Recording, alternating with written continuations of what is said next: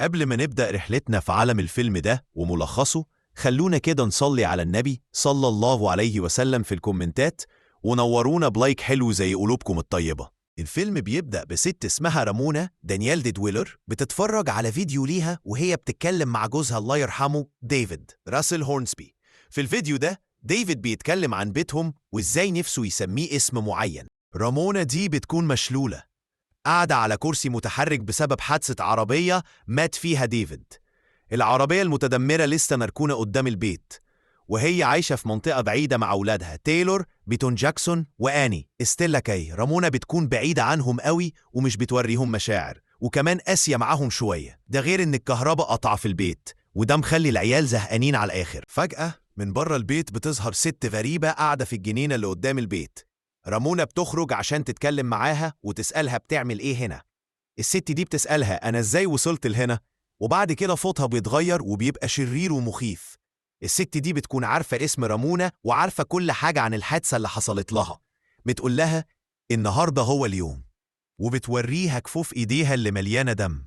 رامونا بتحاول تمنع أولادها إنهم يقربوا من الست دي. في الآخر تايلور بيشك في الموضوع وبيجادل رامونا، وده بيخليها ترمي عليه حاجة. ده بيخوف آني وبتستخبى من مامتها.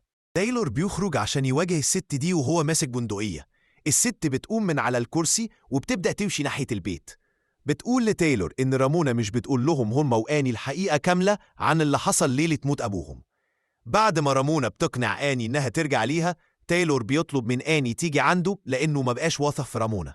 بيأمرها إنها تقول الحقيقة عن اللي حصل ليلة وفاة ديفيد. في مشهد فلاش باك بنشوف رامونا وديفيد وهم بيتغدوا.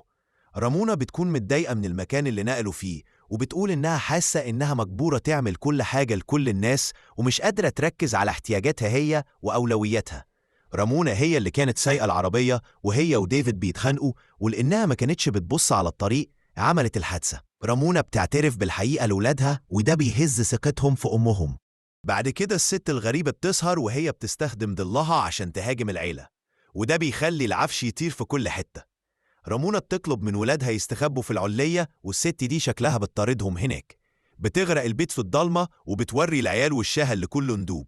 رغم ان تايلور مستخبي، الست دي بتروح ناحية آني وبتقول لها انها عمرها ما هتأذيها، وانها بس عايزة تاخدها معاها البيت. بعد كده المشهد بيتغير وكأن رامونا هي اللي في وضع الست الغريبة، وبيرجع المشهد للوقت اللي رامونا خرجت فيه بنفسها وسألت الست مين هي، وبتبقى رامونا هي اللي بتقول أنا إزاي وصلت لهنا. وبعدين بيرجع المشهد للعلية، وبتبقى رامونا هي اللي بتحاول تقنع آني إنها تروح معاها، وبتحاول تطمنها إن كل حاجة هتبقى كويسة. في النهاية رامونا بتواجه الست وبتحاول تعمل معاها اتفاق عشان تحمي ولادها. رامونا بتطرد تايلر وآني من البيت عشان تحافظ على سلامتهم، والست شكلها هتجبر رامونا إنها تنتحر بالبندقية.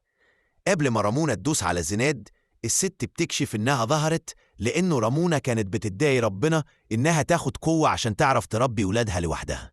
أول ما رامونا استرجعت إرادة الحياة، الست دي اختفت. العيال بيرجعوا البيت وبيلاقوا رامونا وبيحضنوها. نور البيت بيرجع ينور تاني والعيلة بتحتفل. بتظهر لافتة بتقول إن ديفيد ورامونا سموا البيت ملجأ إيريس. اللقطة الأخيرة بتكون لوحة شكلها بتصور وش الست الغريبة، وكمان اسم رامونا مكتوب بالعكس تحتها.